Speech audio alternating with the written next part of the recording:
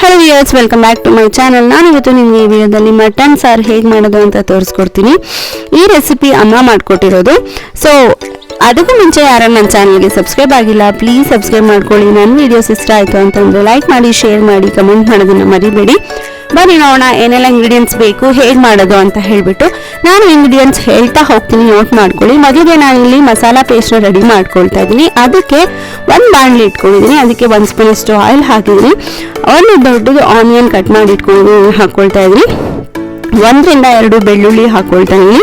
ಸ್ವಲ್ಪ ಕರಿಬೇವಿನ ಸೊಪ್ಪು ಹಾಕ್ಕೊಳ್ತಾ ಇದ್ದೀನಿ. ಇದಿಷ್ಟು ಚೆನ್ನಾಗಿ ಫ್ರೈ ಮಾಡಿಕೊಂಡು ನಾನು ಮಿಕ್ಸಿ ಜಾರ್ಗೆ ಟ್ರಾನ್ಸ್ಫರ್ ಮಾಡ್ಕೊಳ್ತಾ ಇದ್ದೀನಿ. ಈಗ ಇದಕ್ಕೆ ನಾನು ಕಟ್ ಮಾಡಿ ಇಟ್ಕೊಂಡಿರೋ ಅಂಥ ಶುಂಠಿ, ಕೊಬ್ಬರಿ, ಒಣ ಕೊಬ್ಬರಿ, ಚಕ್ಕೆ ಹಾಗೆ ಕೊತ್ತಂಬರಿ ಸೊಪ್ಪು, ಸೊ ಇದಿಷ್ಟನ್ನ ಹಾಕಿಬಿಟ್ಟು ನಾನು ಪೇಸ್ಟ್ ಮಾಡ್ಕೊಳ್ಬೇಕು. ಸೊ ಅದಕ್ಕೂ ಮುಂಚೆ ನಾನು ಏನೆಲ್ಲ ಮಸಾಲ ಐಟಮ್ಸ್ ಹಾಕಬೇಕು ಅಂತ ಹೇಳ್ತೀನಿ. ಇದಕ್ಕೆ ನಾನು ಒಂದು 2 ರಿಂದ 2.5 ಸ್ಪೂನಷ್ಟು ಧನಿಯಾ ಪೌಡರ್ ಹಾಕ್ಕೊಳ್ತಾ ಇದ್ದೀನಿ.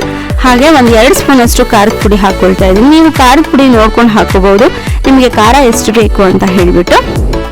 ಸೊ ಇದಿಷ್ಟನ್ನು ಹಾಕ್ಕೊಂಡು ಪೇಸ್ಟ್ ಮಾಡಿ ರೆಡಿ ಮಾಡಿ ಸೈಡಿಗೆ ಇಟ್ಕೋಬೇಕು. ನೆಕ್ಸ್ಟ್ ಈಗ ನಾವು ಮಟನ್ನ ಬೇಯಿಸ್ಕೋಬೇಕು ಫಸ್ಟು. ಸೊ ಅದಕ್ಕೆ ನಾನು ಇಲ್ಲಿ ಕುಕ್ಕರ್ ತೊಗೊಂಡಿದ್ದೀನಿ. ಅದಕ್ಕೆ 1 ಸ್ಪೂನಷ್ಟು ಆಯಿಲ್ ಹಾಕ್ಕೊಳ್ತಾ ಇದ್ದೀನಿ. ಅದಕ್ಕೆ 2 ಹಸಿ ಮೆಣಸಿನ್ಕಾಯಿ, ಒಂದು ಸ್ವಲ್ಪ ಆನಿಯನ್ಸ್ನ ಹಾಕ್ಕೊಳ್ತಾ ಇದ್ದೀನಿ. ಹಾಗೆ ನಾವೇನು ತೊಳೆದಿಟ್ಕೊಂಡಿದ್ದೀವಲ್ಲ ಮಟನ್, ಅದನ್ನು ಹಾಕ್ಕೊಳ್ತಾ ಇದ್ದೀನಿ. ಇಲ್ಲಿ ನಾನು 1 kg ಅಷ್ಟು ಮಟನ್ ತೊಗೊಂಡಿದ್ದೀನಿ. ಸೊ ಅದನ್ನು ಹಾಕ್ಕೊಳ್ತಾ ಇದ್ದೀನಿ. ಇದಕ್ಕೆ ಉಪ್ಪು ಹಾಕ್ಬಿಟ್ಟು ಒಂದು 3 ವಿಸಿಲಷ್ಟು ಕೂಗಿಸ್ಕೊಂಡು ಬೇಯಿಸ್ಕೋಬೇಕು. ಮಟನ್ನ ಬೇಯಿಸ್ಕೊಂಡು ಸೈಡಿಗೆ ಇಟ್ಕೋಬೇಕು. ನೆಕ್ಸ್ಟು ಮಟನ್ ಚೆನ್ನಾಗಿ ಬೆಂದಾದ್ಮೇಲೆ ನೆಕ್ಸ್ಟ್ ಇದನ್ನ ನಾವು ಲೋ ಫ್ಲೇಮಲ್ಲಿ ಬೇಯಿಸ್ಕೊಂತ ಇದಕ್ಕೆ ಸ್ವಲ್ಪ ಒಂದು 1/2 ಸ್ಪೂನಷ್ಟು ಎಲ್ಲೋ ಹಾಕ್ಕೊಳ್ತಾ ಇದ್ದೀನಿ. ಸೊ ನೆಕ್ಸ್ಟ್ ಹಾಗೆ ಇದಕ್ಕೆ ನಾನು ಇನ್ನು ಪೇಸ್ಟ್ ಮಾಡಿ ಇಟ್ಕೊಂಡಿದ್ದೀನಲ್ಲ ಮಸಾಲೆ ಹಾಕ್ಕೊಳ್ತಾ ಇದ್ದೀನಿ.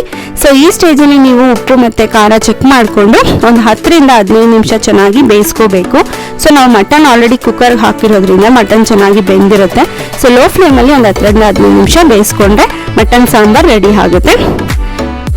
Thank you.